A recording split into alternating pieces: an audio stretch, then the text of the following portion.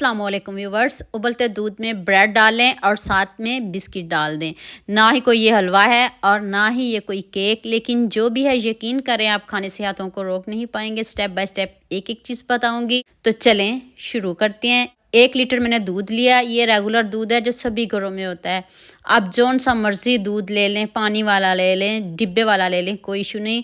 2 से 3 इलायची डाल दें और साथ में आपने 4 ब्रेड डालनी है। इसको मैंने साइडों से कट कर लिया है, आप भी कट करके डालिएगा। इसके किनारों के क्रम्स बना लीजिएगा और साथ में 1 पैकेट बिस्किट का है। ये कोई हलवा नहीं बन रहा, इसके लिए आपको पूरी वीडियो देखना पड़ेगी। 1/2 कप आपने इसमें मिल्क पाउडर डाल देना, जौन से मर्जी ब्रांड का डाल लें, लेकिन ज़रूर डालिएगा। ये इजीली मिल जाता है, इसका कोई इशू नहीं है। अब आपने इन 3 चीज़ों को बहुत अच्छे से पकाना है। इतना पकाएंगे कि ये सॉफ्ट हो जाएगी। यहाँ मैं आपको याद दिला दूँ कि अगर आपको मेरी रेसिपीज़ पसंद आ रही हैं तो जल्दी से मेरे फेसबुक पेज को भी फॉलो कर लो और साथ में मुझे यूट्यूब पे सब्सक्राइब कर दो।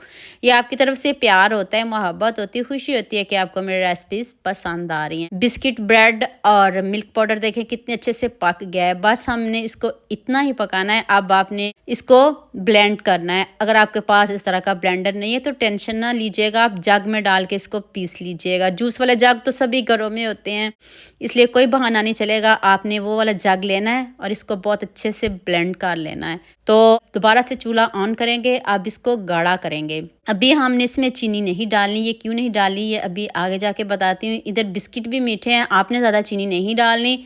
तो अब मैंने इसको और 5 से 7 मिनट और पकाऊंगी, तो फिर मैं आपको बताती हूँ कि आपने इसका क्या करना है। देख लें, इसका टेक्सचर चेक करें कितना यम्मी और कितना मज़े का लग रहा है। अब इसको और मज़ेदार बनाने के लिए हमने इसका एक और मज़ेदार तड़का तैयार किया है, वो भी अभी हम लगाते हैं। आप उतनी देर सबके साथ शेयर भी कर दें, लाइक भी कर दें और प्यारे प्यारे कमेंट भी कर दें। इस रेसिपी मुझे आप सबका बहुत ज़्यादा प्यार चाहिए। जितनी मज़े की ये रेसिपी है, आप खाने से हाथों को रोक नहीं पाएंगे। जब एक मरतबा बना ली तो इंशाल्लाह गारंटी के साथ कह रही हूँ आप दोबारा भी इसको बनाएंगे।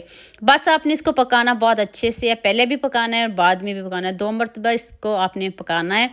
1/2 कप मैंने चीनी ली है, इससे ज़्यादा चीनी नहीं लीजिएगा। अगर 1 लीटर दूध है तो 1/2 कप चीनी काफ़ी है। इसका कलर चेंज करेंगे, गोल्डन सा कलर लेके आएंगे। अब मुझे आप जल्दी से ये भी बता दें, आप मुझे किन किन मुल्कों और किन किन शहरों से देख रहे हो। मुझे बहुत खुशी होती है जब आपके फेसबुक और यूट्यूब पर खूबसूरत से कमेंट पढ़ती हूँ। आप सबका खूबसूरत कमेंट करने का बहुत बहुत शुक्रिया और आप सबके लिए भी दिल से दुआ है मेरी, आप भी हमेशा खुश रहें और हमेशा मेरे साथ ऐसे जुड़े रहें। इस तरह का कलर करिएगा, ज़्यादा डार्क नहीं करिएगा, जलाइएगा नहीं, वरना सारी रेसिपी ख़राब हो जाएगी। तो अब आपने खीर में इसको डाल देना। तो लीजिए जी, मज़ेदार सी हमारी रबड़ी खीर रेडी हो गई है। देखते मुंह में पानी आ रहा है ना। आप भी जल्दी से इसको बनाइएगा और मुझे ज़रूर बताइएगा आपको ये मेरी रेसिपी कैसे की लगी। डिफरेंट रेसिपी है, न्यू रेसिपी है, आपको मज़ा आ जाएगा खीर खा के। टेस्ट की गारंटी मेरी है। अब दोबारा से आपने इसको बहुत अच्छे से पकाना है जब तक चीनी इसमें मिक्स नहीं हो जाती। आपको कैसे पता चलेगा कि ये पक गई है? जब ऊपर बबल्स आना शुरू हो जाएं तो समझे आपकी खीर डन है। अब आपने आंच को बंद कर देना है, क्योंकि ये खीर ठंडी होके और गाढ़ी हो जाएगी। जब आप इसको फ्रिज में रखोगे तब और गाढ़ी हो जाएगी। देख लें कितनी इसके ऊपर मोटी बलाई आई, यही इसकी निशानी होती है कि आपकी खीर बहुत अच्छी बनी है। तो अब इसको ठंडा करके खाइएगा, गर्मा गर्म जैसे मर्ज़ी खाइए। ऊपर से बादाम से गार्निश करिए। अगर कोई दावत हो तो इस खीर को ना भूलिएगा, आप ज़रूर बनाइएगा। अगर ना भी दावत हो तब भी आप इसको बना के ज़रूर ट्राई करिएगा, खाइएगा। तो उम्मीद करती हूँ आज की वीडियो आपको लाज़मी पसंद आएगी। जल्दी से मेरे चैनल को सब्सक्राइब कर दो, साथ में बेल आइकन का बटन प्रेस कर लो ताकि कोई भी न्यू वीडियो आपसे मिस ना हो। दुआ में याद रखिएगा। अल्लाह हाफिज़।